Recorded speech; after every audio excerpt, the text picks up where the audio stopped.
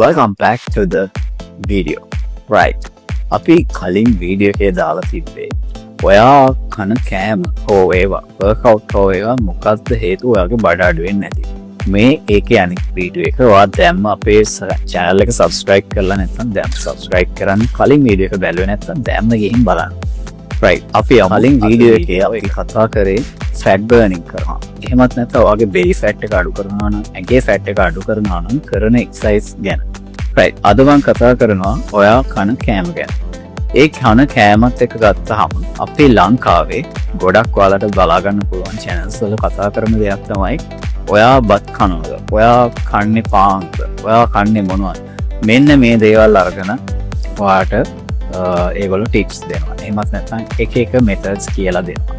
මම අද කතා කරන්නේ මේ පැත්ත නෙවෙයි. ඔයා කොච්චර දුරට ඩයට් එකක් follow කරනවද කිව්වොත් ඔයා ඒ ඩයට් එකට දෙන ඩෙඩිකේෂන් එක එහෙමත් නැත්නම් කැපවීම අනුව තමයි ඔයාගේ ඇඟේ fat percentage එක අඩු වෙන්නේ. මේක හරි සරල කාරණයක්.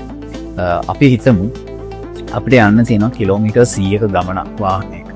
ඒ වාහනේට අපි එතකොට පෙට්‍රල් ගහන්නේ කිලෝමීටර් 100ට හරියන්න නිසා කිලෝමීටර් 20කට 30කට හරියන්න නෙවෙයි. මෙන්න මේ වගේම තමයි ඔයා ඇඟ අඩු කරගන්නවා නම් fat burn කරගන්නවා නම් කෑම කන්න ඕනේ.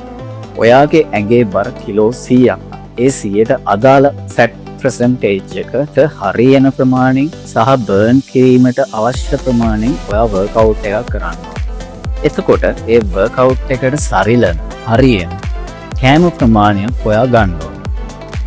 මම හිතනවා ඒක ඔයාලට හරියට තේරෙන්නේ නැතුව ඇති කියලා. ඒකට හොඳම උදාහරණයක් මම කියන්නම්. අපි දවසට workout එක පැය එකමාරක් කරලා ඔයා එතනින් කැලරි බර්න් කරන ප්‍රමාණය මේකට කියනවා කැලරි ඩෙෆිසිට් එක. මේ කැලරි බර්න් කරන ප්‍රමාණයට අදාළව ඔයා කොච්චර කැලරි ප්‍රමාණයක් ඉන්ටේක් එකක් විදියට ගන්නවා. එහෙමත් නැත්නම් ඔයා දවසකට workout කරලා කැලරි 100ක් අපි හිතමු කැලරි 100ක් කියන්නේ බත් පිඟානක ගාන කියලා මම මේක උදාහරණයක් විතරයි. ඒ බත් පිඟානක ගාන ඔයා අරගෙන ඒක ඔයා බර්න් කරන්න කොච්චර වෙලාවක් ගන්නවද? ඊට පස්සේ ඔයා ඒකට ආයෙම ඉන්ටේක් එකක් විදියට එහෙමත් නැත්නම් ඔයා කන කෑමෙන් කැලරි 200ක් වැටෙනවා නම් අන්න එතන ලොකු ප්‍රශ්නයක්. මෙන්න මේ හේතුව තමයි ගොඩක් වෙලාවට ඔයාගේ ෆැට් එක බර්න් වෙන්නේ නැති වෙන්නේ. ෆැට් එක බර්න් වුණා තව ඇඟේ බර හෝ ප්‍රමාණය අඩු නොවෙන්න හේතුව.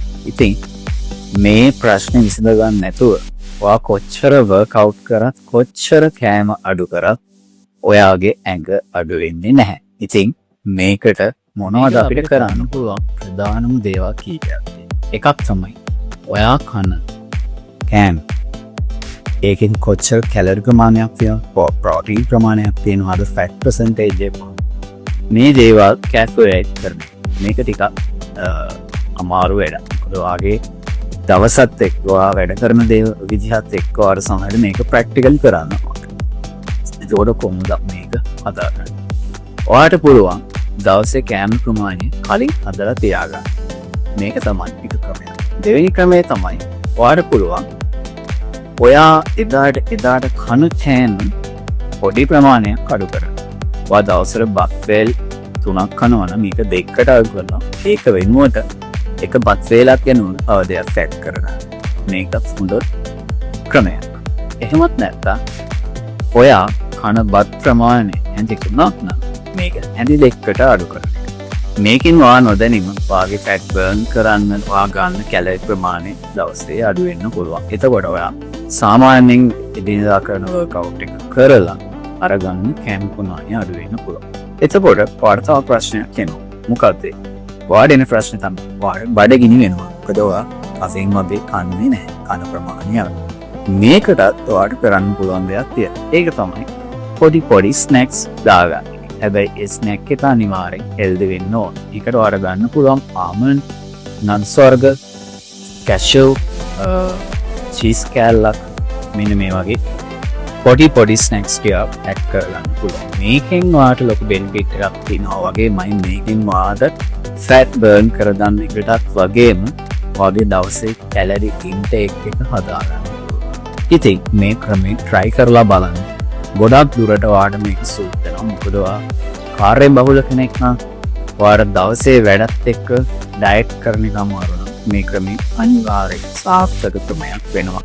right අපි ඊළඟ වීඩියෝ එකෙන් මේ වගේම වැදගත් දේවල් අරන් එනවා. subscribe කරලා නැත්නම් දැන්ම subscribe කරන්න. මේ වීඩියෝ එක වැදගත් වෙනවා කියලා හිතෙනවා නම් ඔයාගේ යාළුවෙකුට share කරන්න අමතක කරන්න එපා.